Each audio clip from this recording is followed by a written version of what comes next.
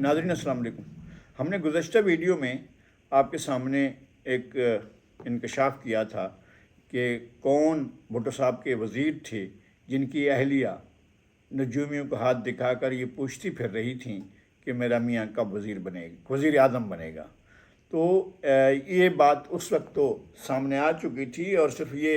अकेला मैं नहीं था जिसके सामने ये इंकशाफ हुआ। पाकिस्तान पीपल्स पार्टी के उस वक्त के बहुत से और लीडर और बाज़ सीनियर सहाफ़ियों को भी इस बात का इल्म था कि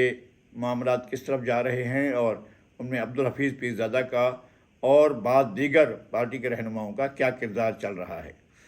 लेकिन बदकिस्मती ये है कि अपने अहद के सबसे जीनियस सियासतदान जनाब जुल्फ़िकार अली भुट्टो अपने इर्द गिर्द मौजूद लोगों की हरकतों से बेखबर थे या उन्हें नज़रअंदाज किए हुए थे, या वो ये समझ रहे थे कि वो उन्हें डील कर लेंगे या उन्हें संभाल लेंगे या उनकी किसी बात में या किसी झांसे में या किसी चाल में या किसी ट्रेप में नहीं आएंगे।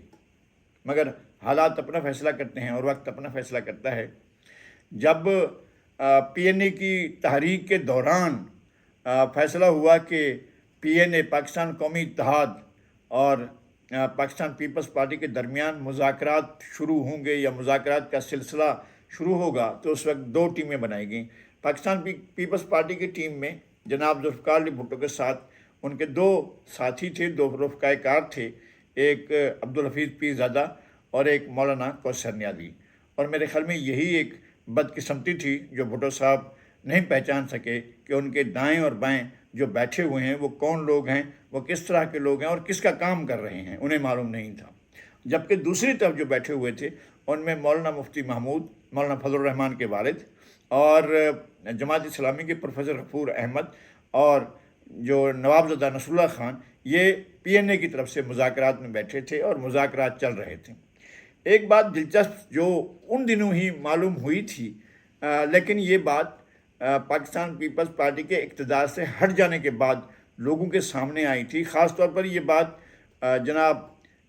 मुमताज़ नावल निगार और उर्दू के साहिब तर्ज अदीब जनाब शौकत सिद्दीकी साहब ने हमें बताई थी। और उस वक्त जब वो बता रहे थे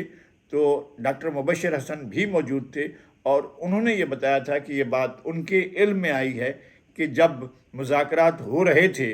तो उस वक्त जनाब जुल्फ़िकार अली भुट्टो के दोनों साथी अब्दुल हफीज़ पीरज़ादा और मौलाना कौसर नियाज़ी ये मुज़ाकरात से उठने के बाद वो सीधे जाते थे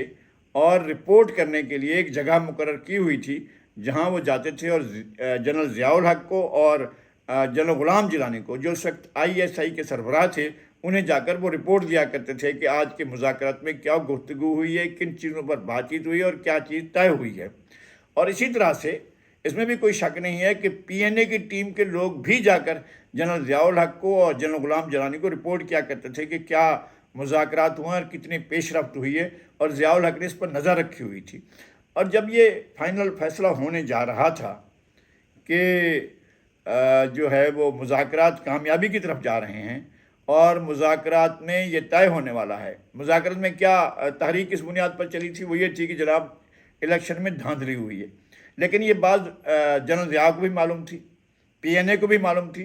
PNA की लीडरशिप को भी मालूम थी कि उस वक्त मुल्क के सबसे मकबूल सियासतदान जनाब जुल्फ़िकार अली भुट्टो थे। PNA की मूवमेंट किस तरह चलाई थी, भुट्टो साहब ने जाकर राजा बाज़ार में खुद ही उसका इंकशाफ किया था कि सफ़ेद हाथी मेरे पीछे पड़ गया है, और उनका इशारा अमेरिका की तरफ था। और राजा बाज़ार में उन्होंने माइक हाथ में लेकर, मेगाफोन हाथ में लेकर ये खिताब किया था और कहा था कि सफ़ेद हाथी मेरे पीछे पड़ गया है और वो मुझे नहीं छोड़ेगा। ये बात उन्होंने खुद की थी और उस वक्त वो वज़ीर आज़म थे जब ये बात कर रहे थे। तो जो इसके अंदर पैसा लगाया जा रहा था तहरीक मूवमेंट के अंदर, वो भी सबके सामने था। यानी डॉलर जो है वो 9 रुपये से गिर कर 6 रुपये में जो है वो बाज़ार में बिक रहा था, आम तौर पर लोगों में बिक रहा था, और डॉलर की कीमत बहुत गिर गई थी और रुपए की कीमत जो है वो बढ़ गई थी। और डॉलर जो पहले 9 रुपये का था वो 6 रुपये पर आ गया था। और उन दिनों में जिन लोगों ने भी जनाब जुल्फ़िकार अली भुट्टो की मुखालफत की, एक नहीं, मेरे सामने तो बहुत सी मिसालें हैं, उन तमाम लोगों को ग्रीन कार्ड मिले थे। और मुल्तान के एक हमारे दोस्त, हमारे साथी, बहुत पुराने साथी थे, انہوں نے پہلے تو وہ پیپلز پارٹی کے حق میں اپنا اخبار نکالا کرتے تھے، پھر اچانک انہیں کوئی سگنل آیا اور انہوں نے ایک بڑی لیڈ لگائی تھی، بہت بھاری لیڈ لگائی، بھٹو کے ساتھی سارے کے سارے سفید ہاتھی۔ تو یہ لیڈ لگانے کے بعد انہوں نے اپنا پورے اخبار کا جو رجحان ہے اور پورے اخبار کی جو پالیسی ہے وہ اینٹی بھٹو کر دی تھی۔ تو اس طرح سے اور ان کو اور ان کے خاندان کے لوگوں کو اور ان کے فیملی کے لوگوں کو گرین کارڈ ملے تھے، یہ تو ہمارے ذاتی علم میں تھا۔ تو یہ بھی ہوا تھا، اور سچ مچ یہ ہے کہ جو گریٹ گیم شروع ہونے والا تھا افغانستان میں، جو اب تک چل رہا ہے، اور ہمیں اس گریٹ گیم کا حصہ بنا دیا گیا ہے، اور ہم اس گریٹ گیم کا حصہ ہیں۔ جنرل ضیاء بھی اس کا حصہ تھے، جنرل مشرف بھی ان کا حصہ تھے، بعد والے بھی ان کا حصہ رہے ہیں، اور اب تک بھی گریٹ گیم جاری ہے، اور ہم اس کی آگ میں جل رہے ہیں گریٹ گیم کی۔ اور ان کے مقاصد کیا ہیں، یہ بات سب پر کھلی ہوئی ہے، ہم نہیں سمجھنا چاہیں تو ہماری مرضی، لیکن ہمیں اس گریٹ گیم کی آگ میں ڈالا گیا ہے۔ تو ظاہر ہے وہ بھٹو صاحب کے ہوتے ہوئے تو وہ گریٹ گیم نہیں ہو سکتا تھا، اس لیے یہ ضروری سمجھا گیا کہ انہیں فزیکلی ایلیمینیٹ کیا جائے، انہیں عملاً ان کی زندگی چھین لی جائے اور انہیں شہید کر دیا جائے، یہ طے کیا گیا تھا۔ اور اسی طے کرنے کی وجہ سے ان کے ساتھی جو قریب بیٹھے ہوئے تھے، آپ کو حیرت ہوگی جب ذوالفقار علی بھٹو کو سزائے موت سنائی گئی اور جب سزائے موت پر عمل کیا گیا تو اس وقت کون تھے سیکرٹری جنرل پاکستان پیپلز پارٹی کے؟ یہ آپ جانتے ہیں؟ یاسین بھٹو تھے، جو ایوب خان کی کابینہ میں بھی رہے تھے، جو یحییٰ خان کے بھی قریب تھے، جو ضیاء الحق کے بھی قریب تھے، اور پارٹی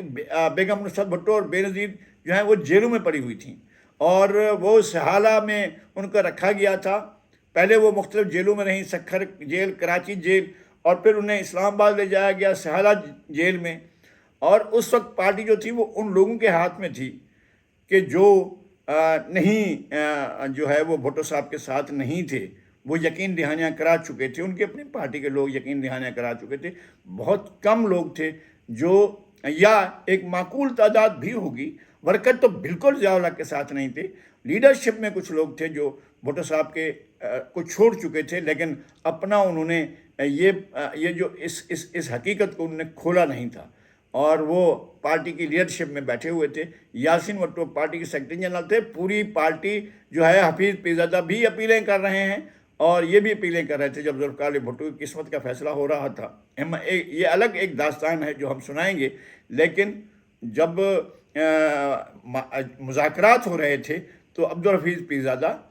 اور کوثر نیازی اور دوسری طرف سے پی این اے کی لیڈرشپ، وہ جا کر جنرل ضیاء الحق کو اور جنرل غلام جیلانی کو، جو بعد میں گورنر پنجابی بنے، جن کو منٹور کہا جاتا ہے جناب نواز شریف کا، وہ دونوں بیٹھ کر رپورٹیں لیا کرتے تھے کہ مذاکرات کس طرح سے ہو رہے ہیں۔ گویا یہ تھا کہ 5 جو مذاکرات کرنے والے تھے وہ جنرل ضیاء کی طرف سے مذاکرات کے، اکیلے بھٹو صاحب تھے جو ان مذاکرات میں بیٹھے ہوئے تھے، اور وہ اس قدر تنہا ہو چکے تھے کہ ان کے دونوں دائیں بائیں جو لوگ بیٹھے ہوئے تھے وہ بھی ان کے ساتھ نہیں تھے۔ یہ بدقسمتی کی بات تھی، یہ انتہائی افسوس، اور تاریخ میں ایک ہولناک حقیقت کے طور پر یہ بات یاد رہے گی کہ ذوالفقار علی بھٹو کے قریبی ساتھیوں نے ان کے ساتھ دغا بھی کی، دھوکہ بھی کیا، اور مارشاء اللہ کی نوبت جو ہے وہ ان کی وجہ سے ہوئی، چونکہ انہوں نے بتایا کہ جی کل دستخط ہو جائیں گے۔ یہ بات رپورٹ ہو گئی، جنرل ضیاء نے سمجھ لیا کہ، اور یہ بات ذوالفقار علی بھٹو کو بھی معلوم ہوئی ہے کہ ہم کل دستخط کرنے جا رہے ہیں، لیکن ان کو مارشاء اللہ کی قدموں کی آہٹ بھی سنائی دے رہی تھی، تو انہوں نے رات گئے دیر سے پریس کانفرنس سے خطاب کیا، اور یاد ہے مجھے وہ پریس کانفرنس میں کہہ رہے تھے کہ آپ مذاکرات میں بیٹھیں اور آپ بیٹھ کر دستخط کریں، لیکن اگر آپ نے دستخط نہیں کیے اور اگر کل کوئی راسپوتین آ گیا، کوئی میسولونی آ گیا، تو پھر یہ نہ کہنا کہ میری وجہ سے آیا ہے۔ اور بالکل اگلے روز، بلکہ اسی رات کو ہی جب پریس کانفرنس ختم ہوئی تو دستے جو ہیں حرکت میں آ چکے تھے، اور انہوں نے ذوالفقار علی بھٹو کو حراست میں لے کر مری کے گورنر ہاؤس میں شفٹ کر دیا تھا، اور ملک میں مارشاء اللہ لگ چکا تھا، اور مارشاء اللہ لگنے سے 1 گھنٹہ پہلے یا چند ہی منٹ پہلے وہ یہی کہہ رہے تھے کہ کل اگر کوئی راسپوتین آ گیا اور کوئی میسولونی آ گیا تو پھر یہ نہ کہنا کہ یہ ذوالفقار علی بھٹو کی وجہ سے آیا ہے، یہ آپ لوگوں کی وجہ سے آیا ہوگا، اور پھر جو کچھ آپ بھگتیں گے وہ پھر آپ کے لیے ہوگا۔ اگر آج بھی وہ ریکارڈ نکلوا دیا جائے،